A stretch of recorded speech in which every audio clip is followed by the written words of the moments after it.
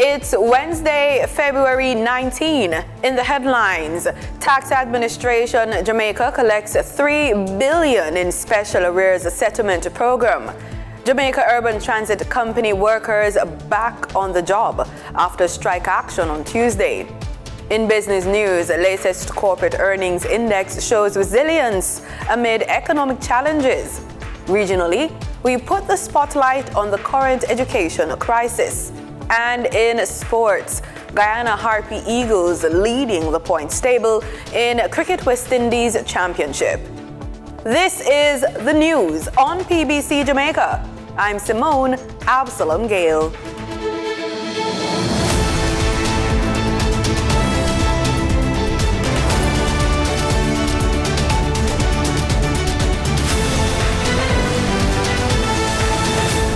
Tax Administration Jamaica has collected $3 billion in principal arrears under its Special Arrears Settlement Program, just 3 weeks after the launch.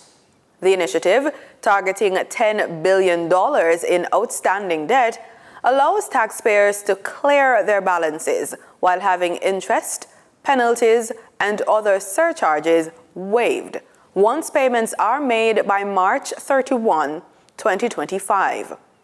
Finance and the Public Service Minister, Favour Williams, gave details at Wednesday's post-cabinet press brief. By waiving these extra charges, the program promotes timely compliance and supports taxpayers in achieving financial stability that will foster continued voluntary compliance. When you look at the tax amount that is outstanding, taxes and all the associated penalties, interest and surcharges, you are not going to believe this number, but it's approximately $139.3 billion. The program applies to various tax types, including corporate income tax, general consumption tax, and pay-as-you-earn. Eligible taxpayers must ensure their filings are up to date, and those seeking GCT waivers must submit written applications as required by law. Minister Williams is urging individuals and businesses to take advantage of the program, which aims to reduce overall tax debt, improve compliance, and streamline arrears settlement. Those interested can contact TAJ's Customer Care Center or visit their website for more details. And there are many situations. If your case is under objection, you can still qualify for the waiver. If your case is under appeal, you can still qualify for the waiver. Monies have been earmarked to procure 100 new buses to add to the Jamaica Urban Transit Company's fleet. Speaking at this week's post-cabinet press brief, Information Minister Dr. Dana Morris-Dixon said 10 of those buses will be retrofitted for persons with disabilities.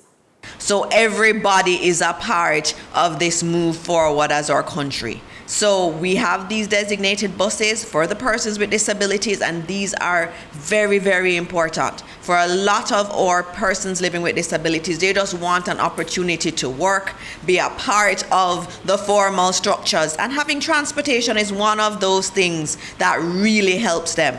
Normal operations have resumed at all Jamaica Urban Transit Company locations following a meeting between the company and the University and Allied Workers Union on Tuesday.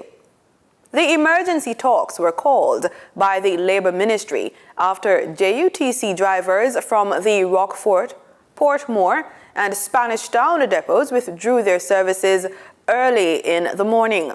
The drivers were demanding the dismissal of 2 colleagues, both represented by the Union of Clerical, Administrative and Supervisory Employees, who allegedly assaulted another driver last Saturday.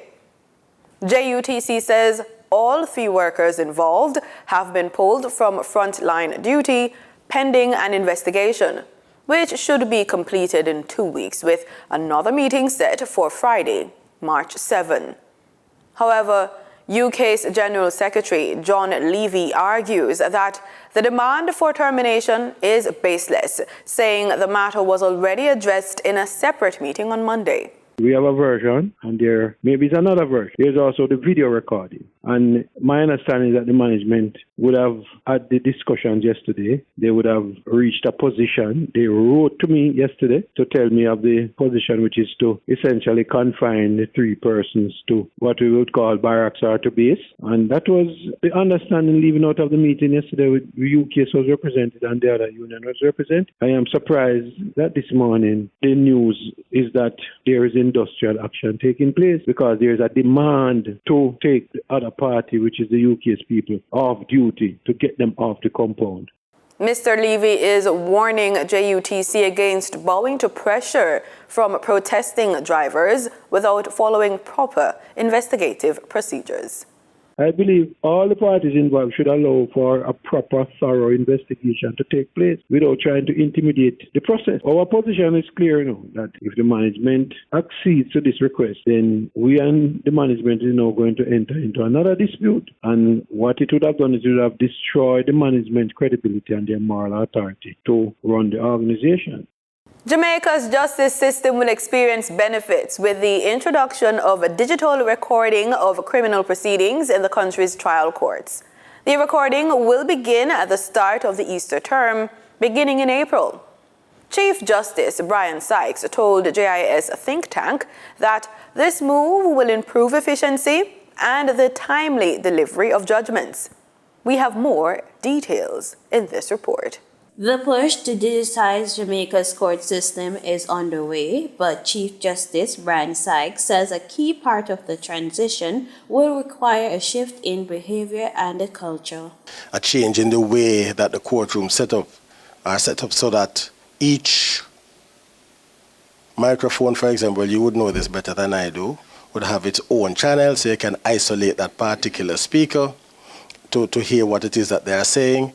The courtroom environment would have to be as silent as the grave, so you don't have a lot of interference, which if you have been to our courtrooms, you tend to have a constant buzz of conversation. Means that persons have to get into the habit now of standing and speaking into the microphone. Justice Sykes emphasizes that digitization plays a crucial role in effective governance, ensuring a more efficient and reliable justice system. And moving in that direction is also important for other reasons. For example, the judiciary is regarded as a part of the governance structure. So while we are separate from the executive and the legislature, we are not isolated. And so the legislature, the executive, and the judiciary are all engaged in the task of governance. And we have to modernize our processes so that we can contribute to effective governance by having speedy, effective, reliable dispute resolution. He explains that digitization isn't just about recording evidence, it is also about modernizing the court's processes through the integrated electronic case management system. Paper is good. I will never say it's bad. But digitization gives you certain efficiencies that you can't achieve with paper. So you are able to search the database faster. You can look for keywords faster.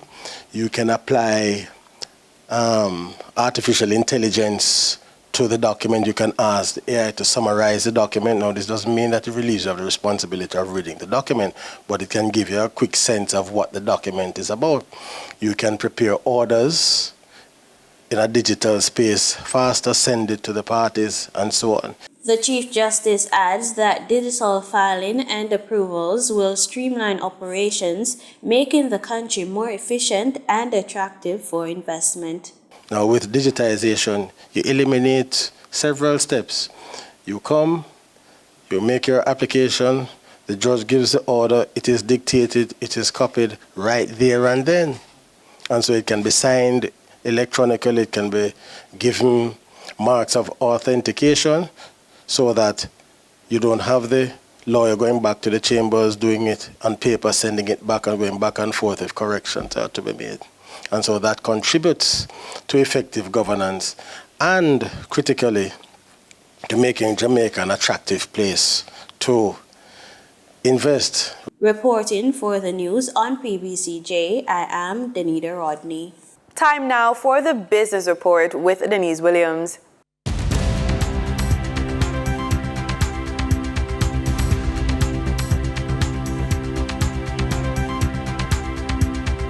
Welcome to today's business report. I'm Denise Williams, here to bring you the stories shaping the financial world and guiding your journey to smarter business decisions. Let's dive into the top headlines. It's earnings season, and the corporate entities are reporting financial results that speak to overcoming a challenging economy. First up, Honeybun Limited unaudited financials for the first quarter ended December 31, 2024, reports first quarter net profit of $76.92 million. Next, Separate Limited unaudited financials for the 12 months ending December 31, 2024, reports year-end net profit of $4.14 billion. Then, Future Energy Source Company Limited, FESCO, unaudited financials for the 9 months ending December 31, 2024, reports a 24% growth in net profit for the 9 months ending December 31, 2024. And Salada Foods Jamaica Limited unaudited financials for the first quarter ending December 31, 2024, reports first quarter net profit of $50.40 million. For the trading period ending February 18, 2025, these were the most actively traded stocks. Toll road operator Trans Jamaica Highway Limited 8% preference shares with 80,012,413 units traded, representing 75.69% of market sales volume. Logistics and Shipping Company Mail Pack Group Limited with 4,309,861 units traded, representing 4.08% of market sales volume. Advertising agency and real estate holding company Kentire Holdings Jamaica Limited with 3,746,107 units traded, representing 3.54% of the market sales volume. We now shift our focus to the Forex market rates set by the Bank of Jamaica. On February 18, 2025, the Bank of Jamaica reported US $55.95 million purchased and US $60.63 million sold by Forex traders. Forex traders earned $1.13 per dollar, selling the US at $158.31 and buying the US at $157.18. The Canadian dollar netted Forex traders $1.07 per transaction, with selling at $111.89 and buying at $110.82. The British pound yielded Forex traders $2.74 in profits, with selling at $196.92 and buying at $194.18. For our credit report tip of the day, investing effort into your credit health is one of the smartest moves you can make. It's not just about numbers, it's about opening doors to opportunities that build wealth and secure your future. Let's look at how we can make positive changes. First, think about enhanced negotiating power. A high credit score helps you present a stronger financial profile when negotiating terms. Or consider the opportunity of access to premium credit cards that you can benefit from with rewards, cashback, and lower fees. Another benefit is possibly insurance discounts. Some insurers may offer lower premiums to clients with strong credit histories. Now, when rebuilding from nothing to financial resilience and recovery, Think about it. When juggling work, family, and the pressures of daily life, burnout can strike. This means that even our best intentions can lead to decisions that strain our cash flow and shake our confidence, particularly for professional women over the age of 45. So consider pairing common challenges with strategies designed to help you regain control. So if your challenge is emotional overspending in stress moments, then your strategy is to embrace mindful spending practices. Every purchase is a choice. Choose what truly aligns with your values. Or how about the challenge of lack of structured budgeting? And this causes a lot of connected challenges. Then your strategy is to use budgeting apps and tools to keep your spending in check. Here's the big one: poor credit scores. Well, here we say monitor and improve your credit score as a foundation for growth. And that wraps up today's business report. I'm Denise Williams, reminding you that every financial decision is a step towards your future. Until next time, stay focused, stay informed, and keep striving for success. See you soon. In regional news, Barbadian education officials are raising concerns about students struggling to retain lessons taught in the classroom.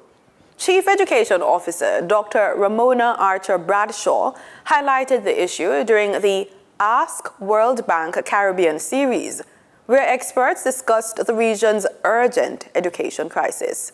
It then begs the question, what really is learning? When our students pass exams, are we certain that they have understood the material, or is it that they have been prepared for the questions that may be presented on the paper? Have they understood the material enough to apply to various situations, that is, to participate in near and far transfer? And what about the values that should be associated with the learning and the competencies that should be learned?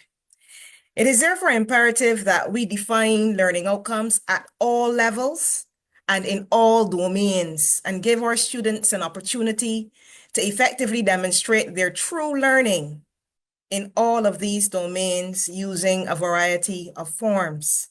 It's about enhancing learning outcomes across all levels, from pre-primary all the way to secondary. And we want to ensure that the education system is built on a firm foundation, one that is fair, inclusive, relevant, and modern. To this end, we are seeking to universalize pre-primary education. At present, the basic education is for children from ages 5 up to 16 years old, but we want to make this education accessible to 3-year-olds. As Grenada braces for the deportation of some nationals from the U.S., CARICOM leaders are set to tackle broader regional concerns on migration and deportation policies. More details in this story.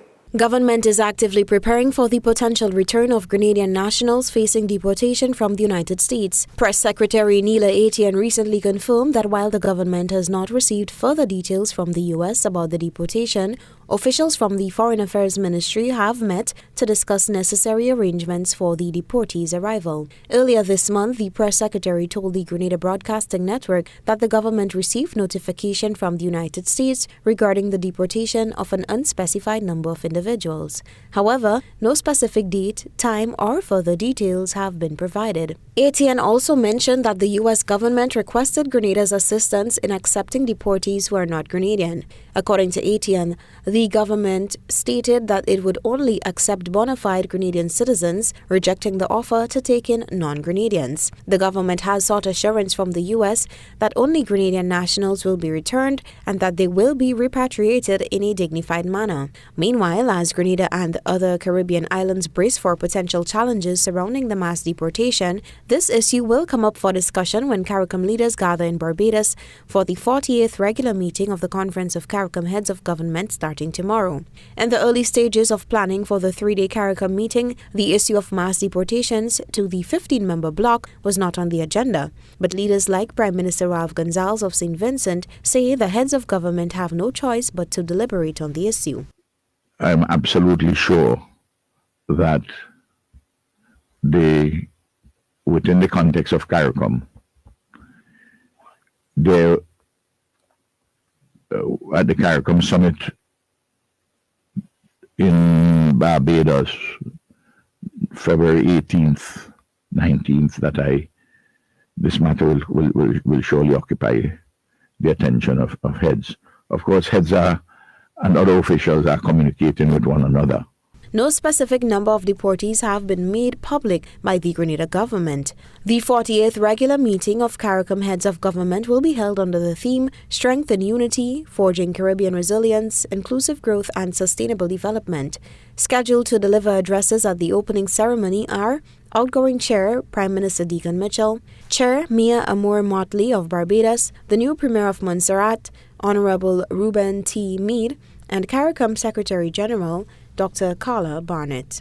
Special guests, the Secretary General of the United States, His Excellency Antonio Guterres, and President of the European Commission, Her Excellency Ursula von der Leyen, will also address the ceremony. Reporting for GPN News, Beverly Telesford. Belizean high school students are getting a hands-on introduction to robotics. On Monday, Prime Minister John Bresciano distributed robotic kits to several schools in the Orange Walk district. Education officials say the kits will help students develop problem-solving skills through programming. News 5's Marian Ali reports. On Monday, Prime Minister John Bresciano donated robotic kits to 4 high schools in the Orange Walk district and another to the Banquitas Youth Space. The kits are for the youths who attend these institutions and who use the youth space to put to use. The PM encouraged the youths to advance their creativity by using the kits.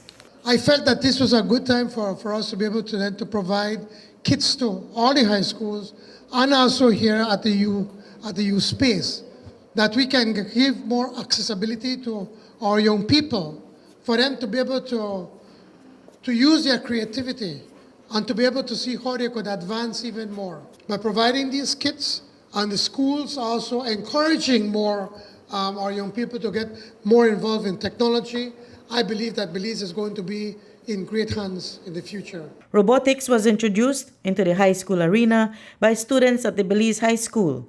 That institution's IT director, Godfrey Sosa, explained to the youths how the kit works. We have our Spike Prime kit. This is our robot.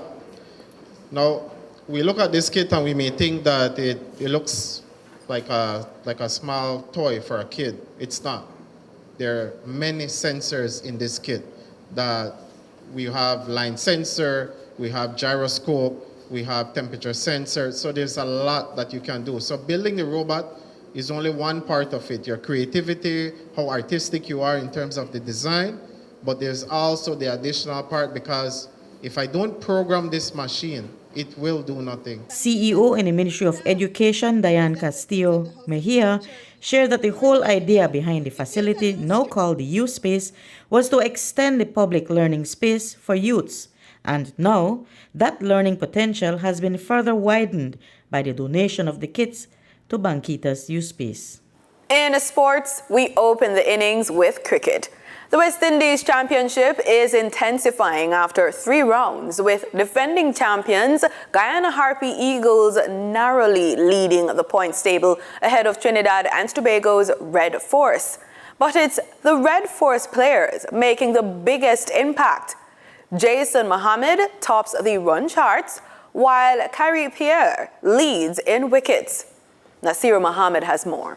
Veteran middle-order batsman Jason Mohammed has been this season's most prolific scorer, amassing 483 runs at an extraordinary average of 241.5. His form has been nothing short of sensational, with his last 3 first-class innings yielding 176 versus the combined campuses and colleges, 103 versus the Windward Islands Volcanoes, and 204 versus the Leeward Islands Hurricanes. Mohammed has established himself as this season's premier batsman.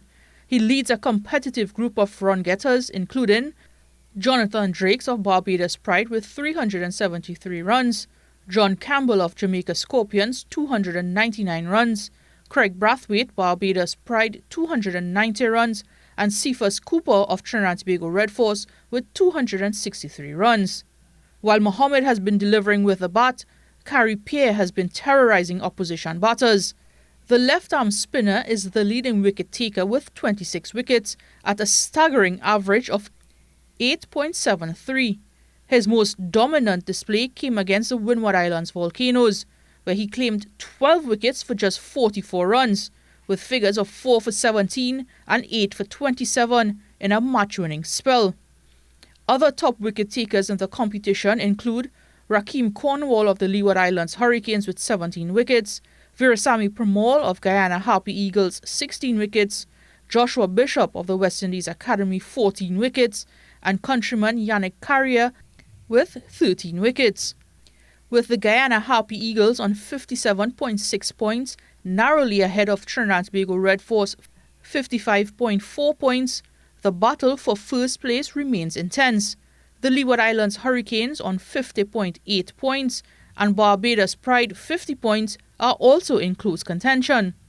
As the tournament progresses, the performances of Jason Mohammed and Carrie Pierre could prove crucial in Red Force's push for the title, which has eluded them for more than 2 decades. With their batting and bowling firing on all cylinders, this could be the season they lift the coveted title. In other news, women and girls in Trinidad and Tobago are shifting the spotlight in sport, breaking barriers, and leading in various disciplines.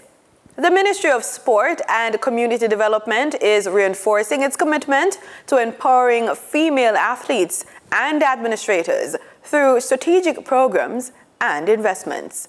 Speaking at the celebration of the 7th edition of its flagship program, Pink Rain, which from its inception in 2018 continues its mission to promote gender equality in sport, Minister Shamfa Kajol-Lewis spoke of the inspiration and purpose of the ministry's programs.